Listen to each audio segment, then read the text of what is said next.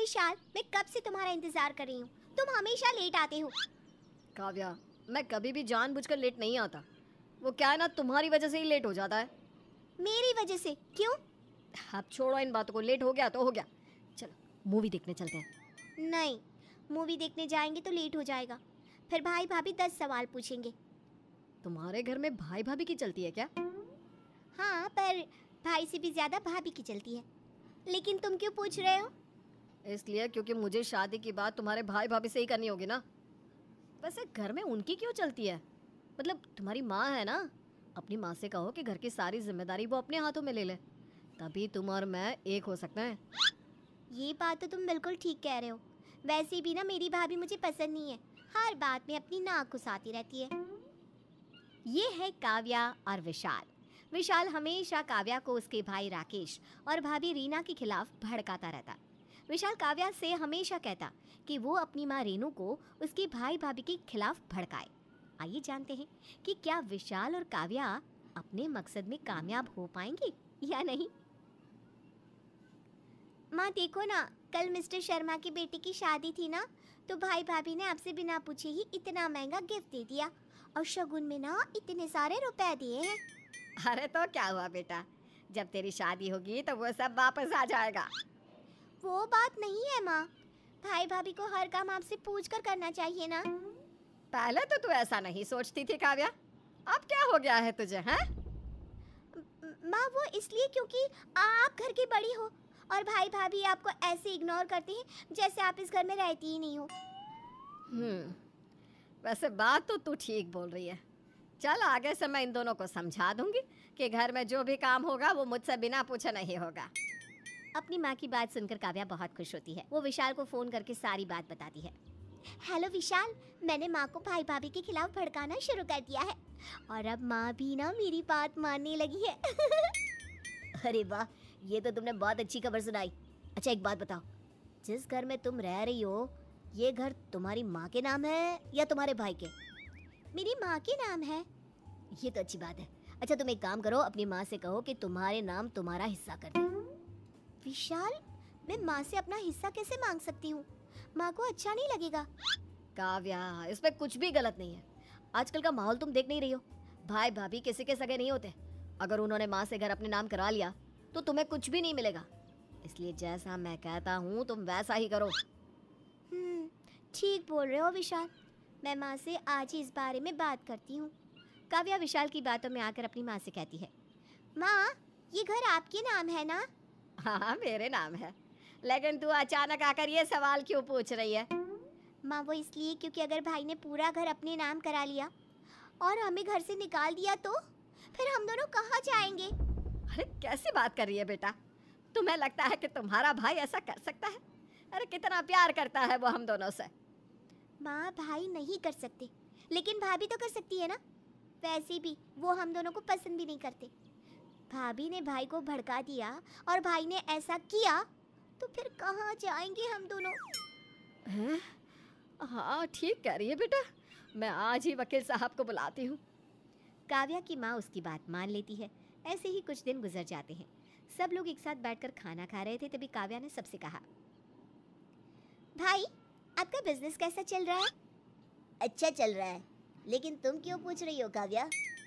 भाई मैं इसलिए पूछ रही हूँ क्योंकि मैं अपना बिजनेस करना चाहती हूँ, वो भी आपसे अलग। काव्या ये कैसी बात कर रही हो? बिजनेस करना मेकअप करने जितना आसान नहीं होता। तुम नेल पेंट और लिपस्टिक के कलर देखो, बिजनेस मैं संभाल लूंगा।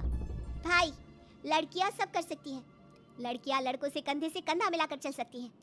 मुझे पता है, लड़कियां लड़कों से कंधा मिलाकर नहीं बल्कि उनसे आगे चलने की हिम्मत रखती हैं। लेकिन यहाँ बात है अनुभव की। तुमने कभी एक टॉफी नहीं बेची और तुम मेरे साथ बिजनेस करना चाहती हो? सॉरी भाई, लगता है आपको सुनने में कुछ दिक्कत हो रही है। मैं आपके साथ नहीं बल्कि आपसे अलग बिजनेस करना चाहती हूँ, इसलिए आप अपने बिजनेस का बंटवारा कर दो। आधा मुझे दे दो, क्योंकि वैसे भी ये सब कुछ पापा का है और माँ पापा की हर चीज में आधा हिस्सा मेरा है। काव्या, हम कब मना कर रहे हैं? आधा नहीं बल्कि सब कुछ तुम्हारा है। हम सब भी तुम्हारे हैं। तुम्हारे भाई बिजनेस को आगे बढ़ाने के लिए बहुत मेहनत कर रहे हैं। तुम्हारी नादानी की वजह से कहीं सब कुछ खराब ना हो जाए। भाभी पहली बात तो ये कि मैं नादान नहीं हूँ। दूसरी बात यह है कि ये बात मेरे भाई और मेरी माँ के बीच की है। आप होती कौन है हमारे बीच में बोलने वाली?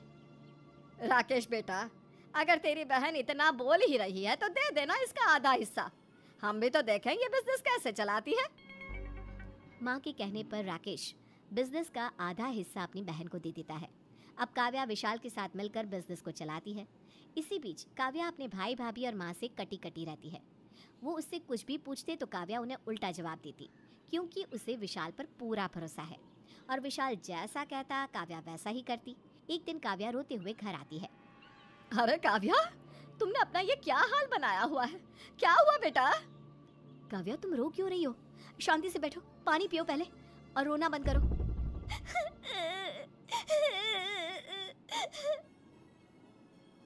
बहू, जरा राकेश को फोन लगा, उसे जल्दी से घर पर बुला।